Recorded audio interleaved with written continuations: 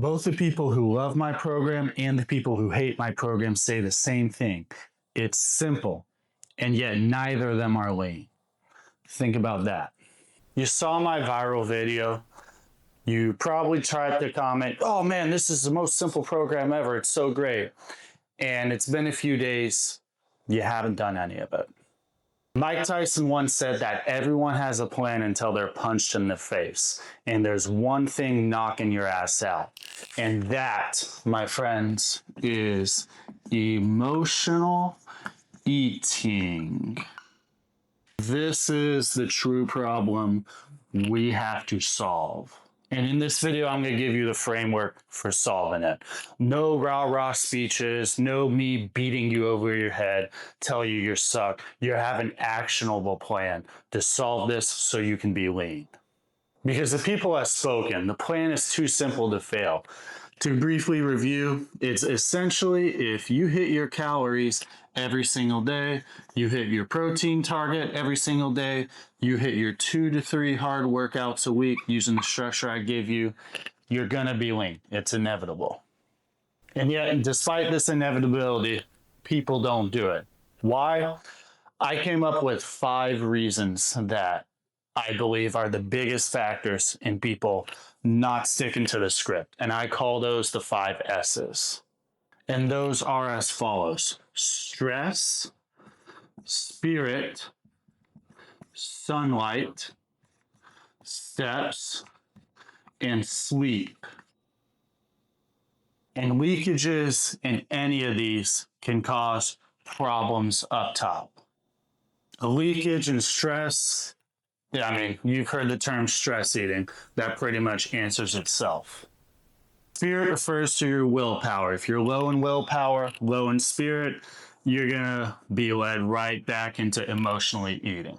Sunlight is getting outside, getting some activity. If you're not generally outside, if you're sitting in all day, well, it's real easy to be tempted to just order that DoorDash. If your steps are low, you're not leading an active lifestyle, your mood is suffering, and emotional eating is a nice way to boost the mood. And finally, sleep. If you're having 4 hours of sleep a night, of course, you're making some terrible decisions. So leakages in these 5 don't just deteriorate the quality of your life, but they also cause you to deteriorate the quality of your program and make you not stick to the script. And for busy guys like you, the 2 biggest offenders are these 2 right here. And I'm going to go into big specifics later in this video, how we're going to address these. But here's what most coaches would do at this point in the video, and here's why it doesn't work. Because most coaches are going to go for either motivation or intimidation, and neither of those works long term. I can give you the best rah-rah speech in the world, and you're going to feel good for about 10 to 15 minutes. But the issue is fitness is a 24-hour endeavor, not 10 to 15 minutes. So after those 15 minutes, you're going right back to this and screwing these up again.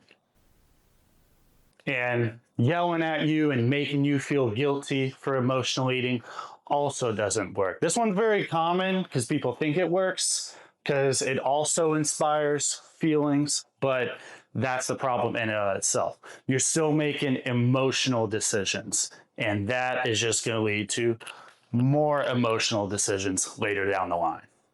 The solution isn't entering a different emotional state. The solution is taking the emotion out of eating entirely. And the first step to solving a problem is recognizing you have one. And if you're someone who's easily triggered, you may want to click off the video right now, because it's going to go to a spot that may be uncomfortable, but it's going to help you in the long term. Because here's the thing, you don't have a motivation problem. You don't have a discipline problem. You have a food addiction. You're using food for the same purpose that people use cigarettes, people use alcohol, people use excess social media, people use corn, people use gooning.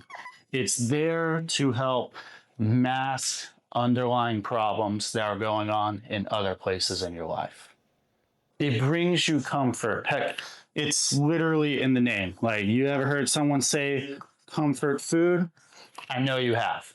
It's bringing you comfort and distracting you from what's actually going on. But there's one thing that makes this addiction more challenging to deal with than any of these. You don't need cigarettes to live. You can live perfectly fine without alcohol. Our ancestors, or at least the overwhelming majority of them, did perfectly fine without social media. Same way thing with these two. They had a real woman to help them with these. They didn't do it on their own.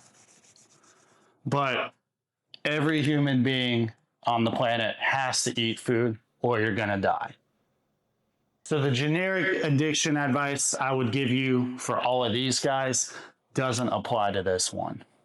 But what we do have to do is take these 5 guys head on. Find the leakage and address it instead of putting a band-aid over it with comfort food. So if we can't cut food out, we have to confront it or else the problem's never going to go away. What are we actually going to do?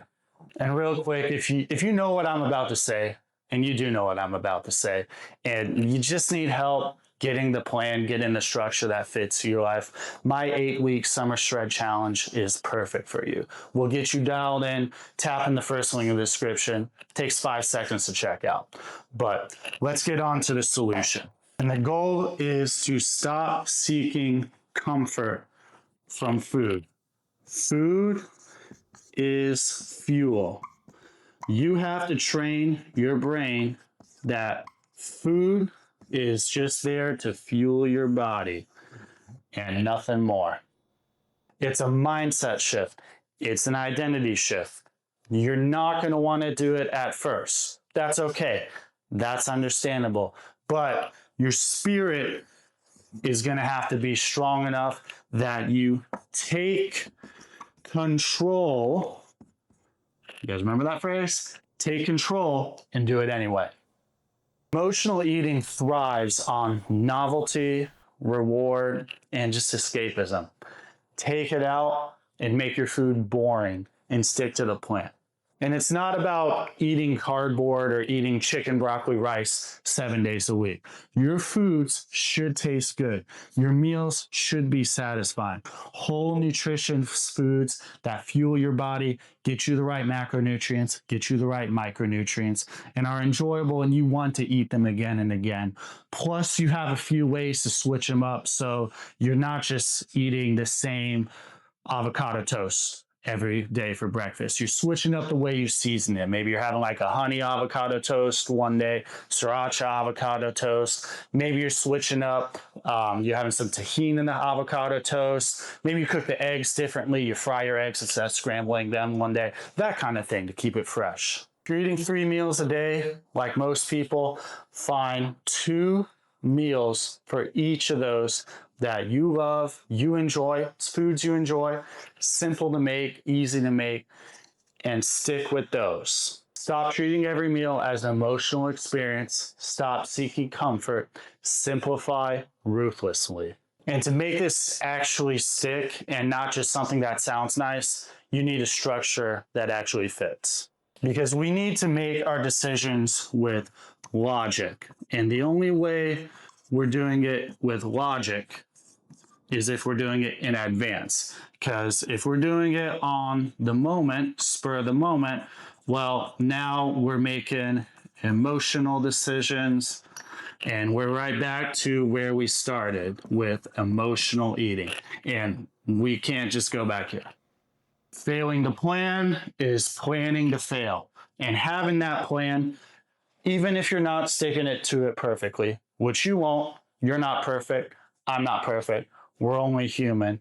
But having that plan is going to set you up to be successful.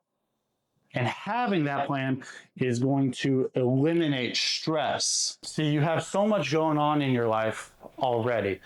Why are you stressing out about what foods you're going to put in your body? You should already know that. You should be able to recite it. Meal prep, pre-logging, buying all your food for a week, eating the same thing for a whole week. meal timing windows. It's structure. It removes stress. It actually allows you to take that freed up mental energy to put it towards other areas of your life, other than just emotional eating.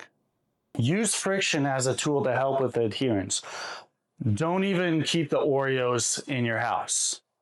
Delete the apps from your phone. Create steps between you having that emotion and making that poor decision. Give logic a chance to intervene and keep you straight.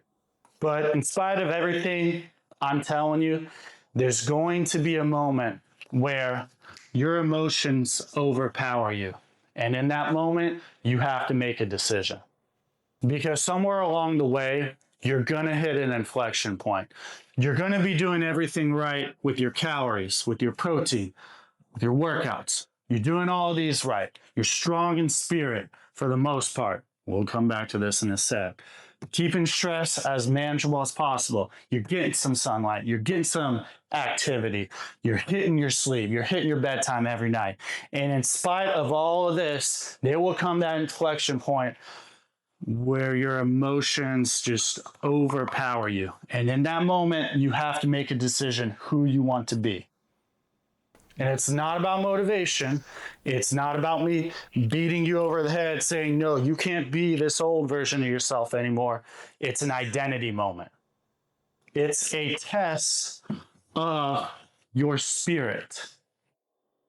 Are you going to choose to be that old version of yourself, or are you going to take control and make that decision for yourself that you're going to be the leanest version of yourself? Not because Chris motivated you, not because someone called you a piece of crap, but you made that decision for yourself that I'm going to be the leanest version of myself. And that identity has to be built. And it comes up over time. It's like a story. You have that rising action, then you hit the climax right there, and you choose who you're going to be. It's challenging. It's going to be a tough decision. It may feel wrong in the moment, but that's why it counts so much. Because you have the plan that works.